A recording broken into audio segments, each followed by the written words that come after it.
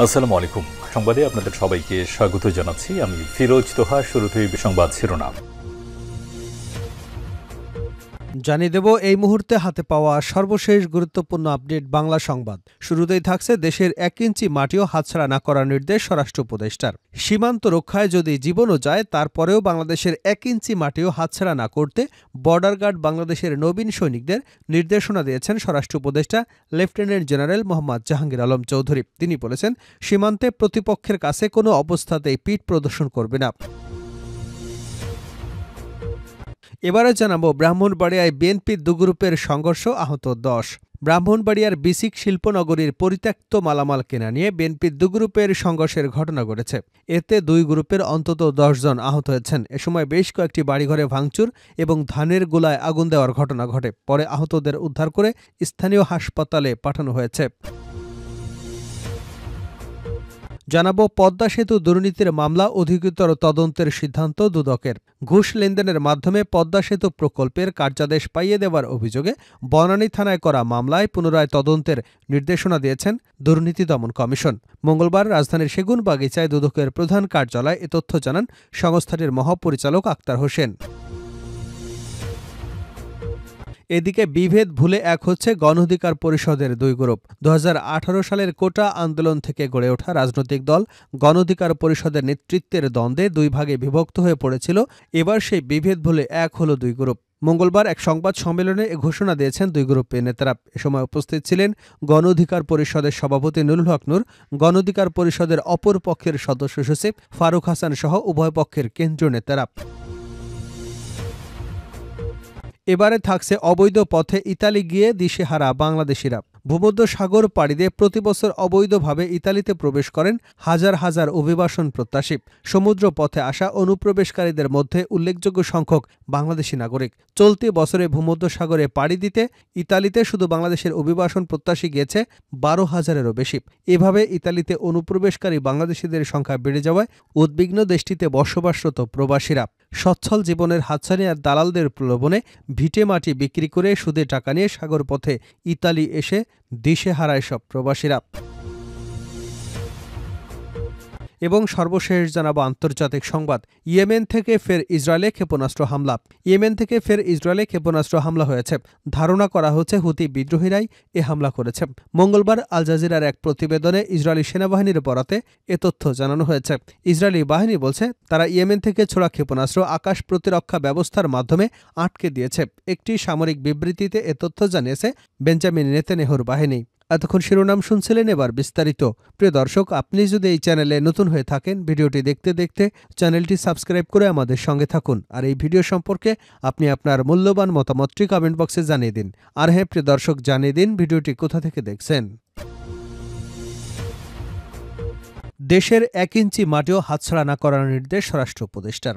সীমানা রক্ষায় যদি জীবনও যায় তারপরও বাংলাদেশের 1 ইঞ্চি মাটি হাতছাড়া না করতে বর্ডার গার্ড বাংলাদেশের বিজিবির নবীন সৈনিকদের নির্দেশনা দিয়েছেন স্বরাষ্ট্র উপদেষ্টা লেফটেন্যান্ট জেনারেল মোহাম্মদ জাহাঙ্গীর আলম চৌধুরী। তিনি বলেছেন, সীমান্তে প্রতিপক্ষের কাছে কোনো অবস্থাতেই পিঠ প্রদর্শন করবে না। মঙ্গলবার চট্টগ্রামের সাতকানিয়ার বায়তুল ইজ্জতে অবস্থিত বিজিবির ঐতিহ্যবাহী প্রশিক্ষণ প্রতিষ্ঠান বর্ডার গার্ড ট্রেনিং সেন্টারে কলেজে আয়োজিত এক অনুষ্ঠানে প্রধান অতিথির বক্তব্যে তিনি এসব কথা বলেন। নবীন সৈনিকদের উদ্দেশ্যে স্বরাষ্ট্র উপদেষ্টা বলেন, সীমান্তে প্রতিপক্ষের কাছে কোনো অবস্থাতেই পিঠ প্রদর্শন না করবার জন্য আমি তোমাদের প্রতি উদাত্ত আহ্বান জানাচ্ছি।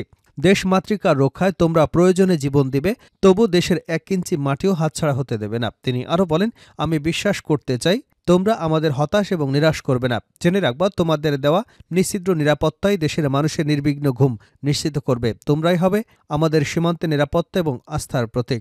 মোহাম্মদ জাহাঙ্গীর আলম চৌধুরী বলেন, সীমান্তের অতন্ত্র প্রহরী হিসেবে সুপরিচিত এই বাহিনী বাংলাদেশের 4,427 কিলোমিটার দীর্ঘ সীমান্ত সুরক্ষা এবং সীমান্ত ভূমি ও সম্পদের নিরাপত্তা বিধানের মহান দায়িত্ব অত্যন্ত দৃঢ়তা এবং সফলতার সঙ্গে পালন করে আসছেন। ব্রাহ্মণবাড়িয়ায় বিএনপি দুগ্রুপের সংঘর্ষ, আহত ১০। ব্রাহ্মণবাড়িয়ায় বিসিক শিল্পনগরীর পরিত্যক্ত মালামাল কেনা নিয়ে বিএনপি দুগ্রুপের সংঘর্ষের ঘটনা ঘটেছে। এতে দুগ্রুপের অন্তত ১০ জন আহত হয়েছেন। এ সময় বেশ কয়েকটি বাড়িঘরে ভাঙচুর এবং ধানের গোলায় আগুন দেওয়ার ঘটনাও ঘটে। পরে আহতদের উদ্ধার করে স্থানীয় হাসপাতালে পাঠানো হয়েছে। মঙ্গলবার সকালে সদর উপজেলার বুধল ইউনিয়নের নন্দনপুর গ্রামে ঘটনা ঘটে। সদর উপজেলার ওসি মোহাম্মদ মুজাফর হোসেন বিষয়টি নিশ্চিত করেছেন।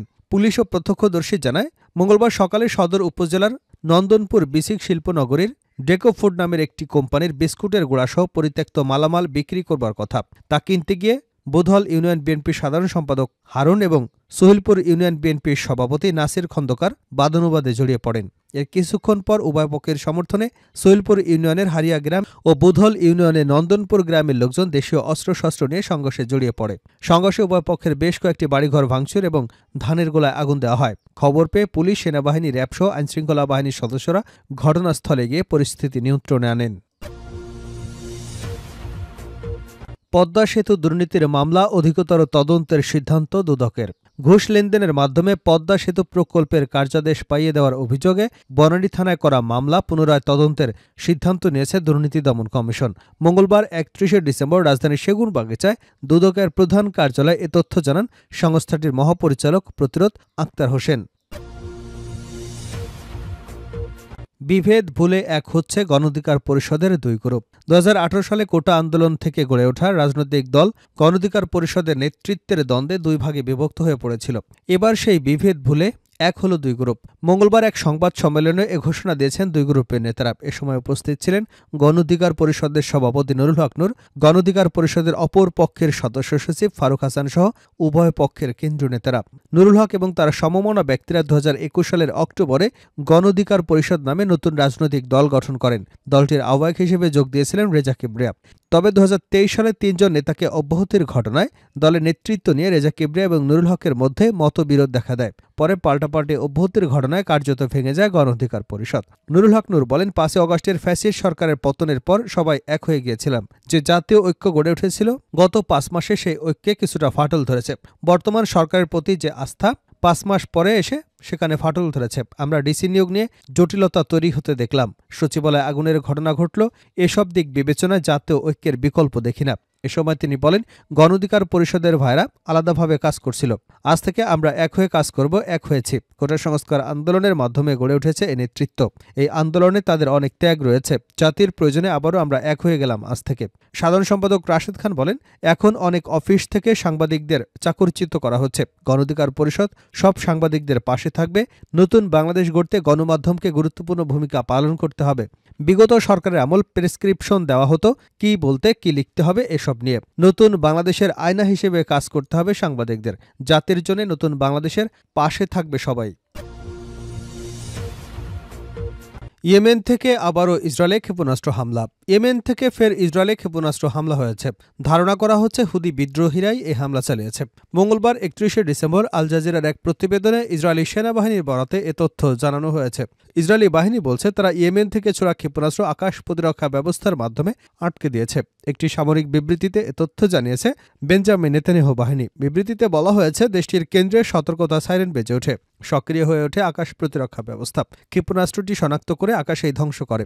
দাবি অনুযায়ী ক্ষেপণাস্ত্রটি ইসরায়েলের ভূখণ্ডে প্রবেশের আগেই ভূপাতিত করা হয়। তবে ধ্বংস হওয়া ক্ষেপণাস্ত্রের টুকরা বাসিন্দাদের উপর পড়ার ভয়ে সতর্কতা জারি করা হয়। এ সময় লোকজন নিরাপদ স্থানে সরে যান। ইয়েমেনের হুতি বিদ্রোহীরা এর আগে বলেছিল, তারা ইসরায়েলের বেন গুরিয়ান বিমানবন্দর এবং অধিকৃত পূর্ব জেরুজালেমের দক্ষিণে একটি পাওয়ার স্টেশন লক্ষ্য করে ২টি সামরিক অভিযান চালিয়েছে। তবে তাতে কী পরিমাণ ক্ষতি হয়েছে তা স্পষ্ট করে জানাতে পারেনি হুতি বাহিনী। প্রসঙ্গত, ইয়েমেনের হামলায় দিশেহারা হয়ে পড়েছে ইসরায়েল। দেশটিতে একের পর এক হামলা চালিয়ে যাচ্ছে বিদ্রোহী গোষ্ঠী হুতি।